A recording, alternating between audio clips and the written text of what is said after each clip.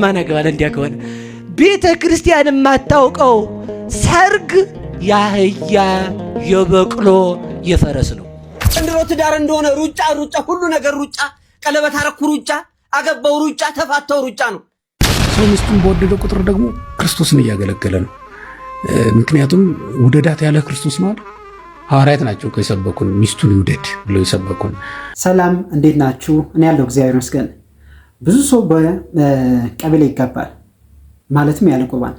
ያለ ቁርባን በቀበሌ የሚጋቡ ሰዎች ጋብቻቸው እንደ ጋብቻ ቤተሰብ ይወሰዳል፣ እንደ ባልና ሚስት ይቆጠራሉ። እንደ ባልና ሚስትስ የማይቆጠሩ ከሆነ ከዚህ ወዲህ ምን ማድረግ ነው ያለባቸው? እንዲሁም በቁርባን የተጋቡ ሰዎችስ መፋታት ይችላሉ ወይስ አይችሉም? ከዚህ ቪዲዮ መልሱን የምናገኝ ይሆናል። ለዚህ ቻናል አዲስ ከሆናችሁ እባካችሁን ሳብስክራይብ በማድረግ ላይክ እና ሼር በማድረግ ቪዲዮውን ጀምሩ። ለምን ቢባል ከዚህ ቻናል እጅግ በጣም ትጠቀማላችሁ። እኔም ከቲክታክ የመጣው ለዚህ ፕላትፎርም አዲስ እንደመሆኔ እንግዳ ትቀበላላችሁ ማለት ነው። ወደ ትምህርቱ እንቀጥል። የትዳር የፍቺ መጨረሻ ቀን መቼ ነው ካላችሁኝ፣ መቼም ፍቺ የለም ነው። እስኪ በሉላችሁ፣ መቼም በሉ። ፍቺ የለም። እስከ መቼ ነው ፍቺው? መቼም በሉ እንጂ እስከ መቼ ነው? እስከ መቼ ነው?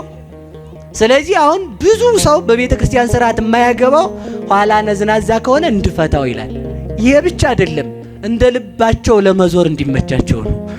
በቃ እንቅጩን አይደለም እና እንቅጩ እሱ ነው።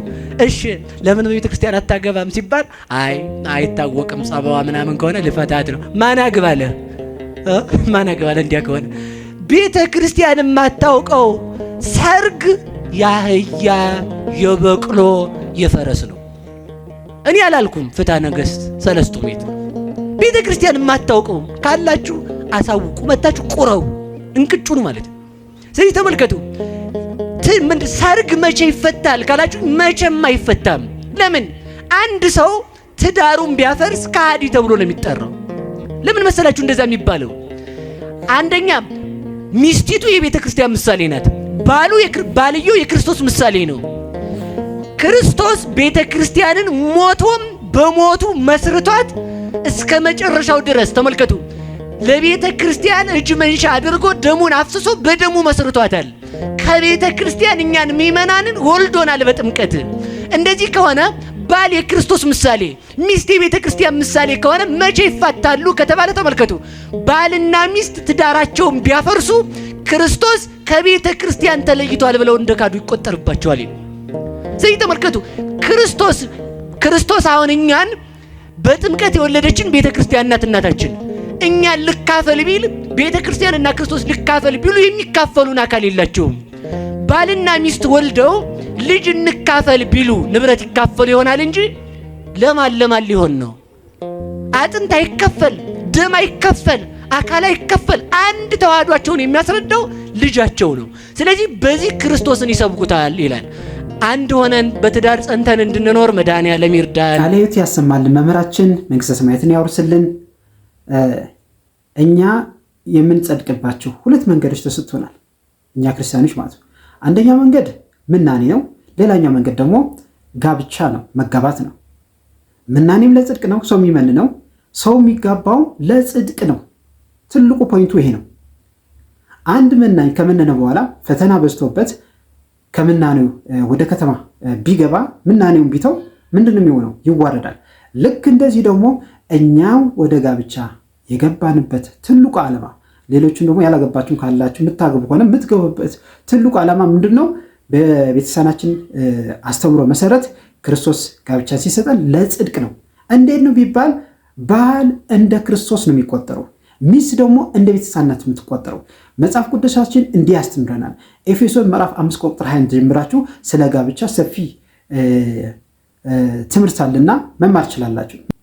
ክርስቶስ ቤተክርስቲያንን እንደሚወድ ባሎች ሆይ ሚስቶቻችሁን ውደዱ ብሎ ያስተምረናል ማለት ነው። እንዲሁም ደግሞ ሚስት ምንድን ነው ማድረግ ያለባት? ቤተክርስቲያን ለክርስቶስ እንደምትፈራው እንደምታገለግለው እንደምትታዘዝለት ሁሉ ሚስት ደግሞ ለባላ መፍራት አለባት፣ መታዘዝ አለባት። ስለዚህ ባል ሚስቱን ቢወድ ቢያፈቅራት የምትፈልገው ነገር ቢያደርግላት በፍቅር በህይወቱ ክርስቶስን መስክሯልና ያ ሰው ምንድነው? ሰማዕት ነው። ሰማዕትነት ምን ማለት ነው? ምስክርነት ማለት አይደለም? ስለዚህ ሰማዕት ነው። የሰማዕትነትን አክሊል ይቀናጃል ማለት ነው። ሚስትም ልክ እንደዚሁ ለባላ ብትፈራው፣ ብትታዘዝለት፣ ብታከብረው ምንድን ነው የሚሆነው? በሕይወቷ ቤተክርስቲያንን መስክራለች እና መፍራቷ ማክበራ ለክርስቶስ እንዳደረገችው ነው። እናም ትልቅ ዋጋ ይሰጣታል። የድል አክሊልን ትቀናጃለች ማለት ነው። ስለዚህ በዚህ መንገድ ይጸድቃሉ። መፋታትስ ይቻላልን? መጽሐፍ ቅዱሳችን እንዲህ ነው የሚያስተምረን። የማቴዎስ ወንጌል ምዕራፍ 5 ቁጥር 32 ያለ ዝሙት ምክንያት ሚስቱን የሚፈታ አመንዝራ ያደርጋታል፣ የተፈታችውም የሚያገባ ያመነዝራል ይላል። ተመልከቱ፣ ያለ ዝሙት ምክንያት መፍታት አይፈቀድም። ደግሞ የተፈታችው ራሱ ማግባት በራሱ ማመንዘር ነው። የተፈታችውን ማግባት የለበትም። በቀበሌ የሚጋቡ ያለ ቁርባንስ የሚጋቡ እንደ ባልና ሚስት ይቆጠራሉ። ተመልከቱ፣ ባልና ሚስት አንድ ስጋ አንድ አካል ናቸው። አንድ ስጋ አንድ አካል የሆኑት በምንድን ነው? በቁርባን ነው፣ በክርስቶስ ነው። አንድነታቸው ደግሞ የሴትና የወንድ ብቻ አይደለም። አንድነታቸው ምንድን ነው? ከክርስቶስ ጋር ነው ህብረት የሚኖራቸው እና ትልቅ ሚስጥር ነው። ስለዚህ በዚህ መንገድ ያልተጋቡ ሰዎች ወደ ቤተሰብ መጥተው ንስሐ ገብተው በማዕስባን የሚባል አሰራር አለ። በዛ በኩል ምንድነው ቆርበው ባልና ሚስት ሆነው ከብረው ይኖራሉ ማለት። ስለዚህ መጥተው መቅረብ አለባቸው። ሳብስክራይብ ያላደረጋችሁ ሳብስክራይብ አድርጉ። ሰው ሚስቱን በወደደ ቁጥር ደግሞ ክርስቶስን እያገለገለ ነው። ምክንያቱም ውደዳት ያለ ክርስቶስ ነው። ሐዋርያት ናቸው የሰበኩን ሚስቱን ይውደድ ብለው የሰበኩን። ለምን? ያ በራሱ አገልግሎት ስለሆነ ነው። እና እግዚአብሔርንስ በምን መልኩ አገለግለዋለሁ ብትል ሚስትህን በማገልገል ታገኘዋለህ፣ በማስደሰት።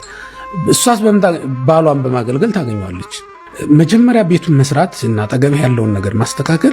ለዚህ እንደውም ሐዋርያው ቅዱስ ጳውሎስ ይከለክላል፣ ቤተክርስቲያን ማገልገል ቤትን ከማስተካከል በኋላ ነው ይላል። ዘይክል ሰሪያ ቤቱ እፎ ያስታምም ቤተ እግዚአብሔር ነው የሚለው። ቤቱን መስራት ቤቱን ማገልገል ያልቻለ ሰው ቤተ እግዚአብሔር እንዴት ሊያገለግል ይችላል? ይሄን አትሹሙት ብሎ ከልክሏል። ሹመት ከልክሎበታል። እና አንዳንዱ ሰው ሚስቱን አይወድም፣ ግን ቤተክርስቲያን ሌሊት ጠዋት ደፋ ቀና ሲል ደግሞ ስታዩ ሊሆን አይችልም። ሚስትን መውደድ ግዴታው ነው። ያንድ ሰው ባሏን መውደድ ማክበርምና ማገልገልም የሷ ደግሞ ግዴታው ነው። በዛ መልኩ ስታዩ እግዚአብሔርንም ፈቃድ እግዚአብሔር የምትፈጽምበት አንድ መንገድ ነው። ፈቃድ እግዚአብሔር እኮ ሚስትህን ማገልገል መውደድ እንደዚህና አንዱ ፈቃድ እግዚአብሔር የምትፈጽምበት እሱ ነው። ከዛ ውጭ የስጋን ፈቃድም ጸጥ የምታደርገውም በትዳር ጸጥ ታደርገዋለህ። በምድር ላይ ደስ የሚያሰኝ ልጅ ከመውለድ በላይ ምን አለ?